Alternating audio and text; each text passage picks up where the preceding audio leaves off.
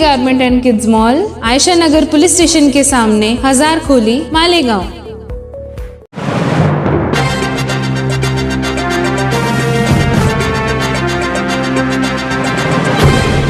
देखते रहिए the prime news Abdul Rahman के साथ।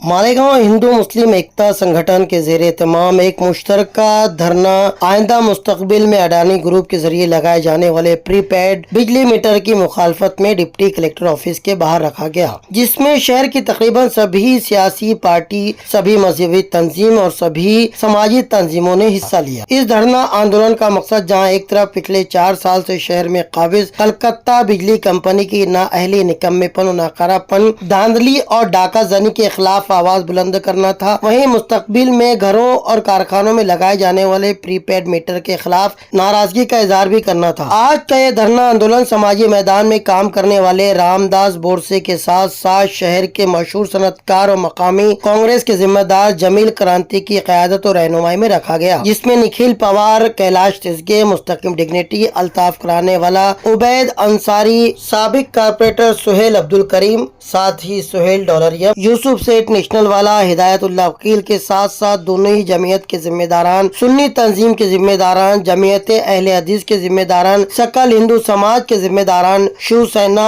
कांग्रेस, समाजवादी, राष्ट्रवादी, आम आदमी पार्टी व दीगर सियासी व समाजी तंजीमों से जुड़ी शख्सियात मौजूद रही। शायद ये पहला मौका था जब आवाम से जुड़े किसी मसाइल पर सभी मज़ाहिब और मकातिब फिक्र के लोग इकट्ठा एक जगह जमा हुए थे। हर एक ने एक आवाज होकर मुस्तकबिल में उठाई जाने वाली इस कार्रवाई के खिलाफ अपनी नाराजगी का इजहार किया है। तो आज अगर मैं कहूं कि सबसे ज्यादा मालेगांव शहर की आवाम, वो बुनकर हो के रहने वाले घर के और रेसिडेंशियल पर्पस हो या कमर्शियल पर्पस हो, अगर आज सबसे ज्यादा आवाम किसी बात को लेकर परेशान है तो वो पावर बिजली कंपनी को। बचपन से हम सुनते आए कि इंसान की 3 बुनियादी जरूरत होती है, रोटी, कपड़ा, मकान। मगर इसमें अब मैं ये मानता हूं कि ये 3 जरूरत में एक इजाफा हो चुका है, बिजली का। जितनी जरूरत रोटी, कपड़ा और मकान के लिए है, उतनी ही बुनियादी जरूरत बिजली की भी अब हर शहरी को, हर रहने वाले को बिजली के बगैर वो रह सकता है ऐसा लगता नहीं। महाराष्ट्र का हाल ऐसा है कि हम जब दूसरे रियासत का सुनते हैं कि वहां मुफ्त बिजली मिल रही है, इतने यूनिट मुफ्त है, बिजली का जो चार्ट देखते हैं और महाराष्ट्र का जो चार्ट देखते हैं, तो महाराष्ट्र की बिजली की कीमत बहुत ज्यादा है, मुफ्त का तो सवाल ही नहीं। आए दिन उस पर कोई ना कोई बातचीत होते रहती है। जब संगठन के लोग हमसे मिलने आए तो उस वक्त मेरी प्रताप वगाड़े साहब से भी बात हुई, बाद में अबू आसिम आजमी साहब से बात हुई, उनको भी वो डिटेल दी गई कि ये जो मामला है, तो वो पूरी बात ये समझी कि ये महाराष्ट्र में कई जगह का मसला है। 2 करोड़ 25 लाख मीटर खरीदे गए हैं और जो लगाए जाएंगे ऐसा वगाड़े साहब मुझे पता है।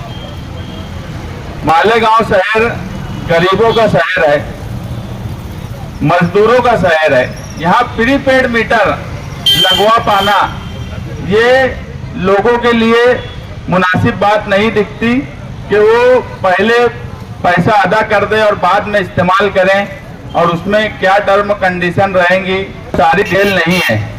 कुल मिला के ये देखा जाए तो सरकार जो है वो प्राइवेटाइजेशन, हर चीज का धीरे धीरे प्राइवेटाइजेशन करती जा रही है और मालेगांव शहर अलग अलग शोबे में प्राइवेटाइजेशन झेल रहा है। मैं ये महसूस किया, जहां भी प्राइवेटाइजेशन हुआ ये बोला जाता था कि अब प्राइवेटाइजेशन हो गया है तो अब हमें अच्छी सहूलत मिलेंगी। बिजली कोलकाता कंपनी आई, उस वक्त भी ये कहा गया कि अब इंफ्रास्ट्रक्चर बहुत सुधर जाएगा, बिजली देने का जो काम है वो बहुत अच्छा हो जाएगा। मगर 4-5 साल का वक्फा होने पे है, ऐसा कहीं पे भी नजर नहीं आता कि प्राइवेटाइजेशन होने के बाद हमें दूसरी तरफ कोई सहूलत मिली। हाँ, उसके नुकसानात जो है वो इन 5 सालों में शहरियान के सामने है। अलग अलग पेनल्टी की शक्ल में, एवरेज बिल की शक्ल में और क्या क्या मामलात में चार्जेस लगाए जाते हैं। कंज्यूमर कंपनी तक जाता है, दिन दिन भर उनको वहाँ कोई मिलता नहीं। इनके पास ना ही कोई सेटअप है कि कंज्यूमर की परेशानी वो दूर कर सके। ऐसे बहुत से लोग जब हमारे पास आते हैं तो हम बोलते हैं कि तुम वहाँ गए थे क्या, तो वो बोलते हैं कि हमारे जाने के बाद पूरा दिन हम वहाँ रहे, हमको मिलने ही नहीं दिया जाता। ये इंफ्रास्ट्रक्चर का इनका हाल है, ये मेन पावर का इनका हाल है।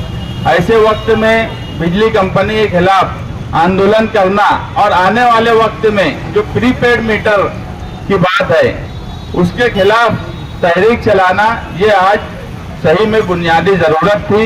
इसके लिए जो संगठन कोशिश कर रही है, मैं समाजवादी की तरफ से भरपूर उनका ताउन करेंगे हम लोग और कोशिश करेंगे कि प्रीपेड मीटर मालेगांव शहर में तो नहीं लगना चाहिए, क्योंकि निहाल साहब कहा करते थे कि तहरीक चलाने का सबसे अच्छा वक्त अगर कोई है तो इलेक्शन से पहले का है, कि लोहा गर्म रहता है, उसी वक्त हथौड़ा मारना चाहिए। और मैं ये मानता हूं कि ये जिस वक्त हम यहाँ धरना दे रहे हैं, आने वाला 2024 महाराष्ट्र में मुसलसल इलेक्शन का वक्त है। इससे पहले कोई एक इलेक्शन होता था। आज जो हालात दिख रहे हैं लोकल बॉडीज से लेकर असेंबली, पार्लियामेंट, सब 2024 में लगता है इलेक्शन एक के बाद होंगे। तो ऐसे वक्त में कोई तहरीक चलाना और ताकत से अगर उसको ताकत मिल जाए मालेगांव शहर की आवाम की, तो आप देखना इसके असरात दूसरे शहरों में भी पड़ेंगे। और ये ऐसी पहली तहरीक होने जा रही है जिसमें मालेगांव सेंट्रल के और मालेगांव आउटर के दोनों तरफ के समाजी सियासी जिम्मेदारान उस तहरीक में शामिल रहने वाले हैं। तो मुझे इस तहरीक का मुस्तकबिल अच्छा दिख रहा है, कामयाबी की तरफ जाता हुआ दिख रहा है। बस आवाम को इस तहरीक के साथ जुड़ने की जरूरत है कि आवाम का बुनियादी मसला बिजली का है। अगर आज वो बिजली के सवाल पर इकट्ठा नहीं हुए तो प्राइवेटाइजेशन इस शहर की आवाम को धीरे धीरे, जैसे नारा लगा है कि कंगाल कर देंगी, तो सच में कंगाल कर देंगी। आप कारपोरेशन को भी उठाकर देख लो, साफ सफाई के जितने ठेके थे वाटर ग्रिड से लेके दूसरे, सब प्राइवेट कर दिए गए। और ये बोला गया कि अब प्राइवेट करने के बाद सुधार हो जाने वाला है। करोड़ों रुपये तो जा रहे हैं मगर सुधार कहीं से दिखता नहीं। तो इसका दूसरा मतलब है कि प्राइवेटाइजेशन से आवाम को कोई सहूलत नहीं मिलती। आवाम की जेब का पैसा जरूर ठेकेदार और जो प्राइवेट कंपनी है उसकी जेब में जा रहा है। इसलिए प्राइवेटाइजेशन के तो किसी भी शोबे में, प्राइवेट कंपनी कोई भी शोबे में आए, उसकी मुखालफत होना चाहिए। बिजली के सवाल पे आज जो ये धरना दिया जा रहा है, मैं उम्मीद करता हूँ कि आने वाले वक्त में ये एक बड़ी तहरीक की तरफ जाएंगे और मालेगांव शहर की आवाम इनका भरपूर ताउन करेंगी। शुक्रिया।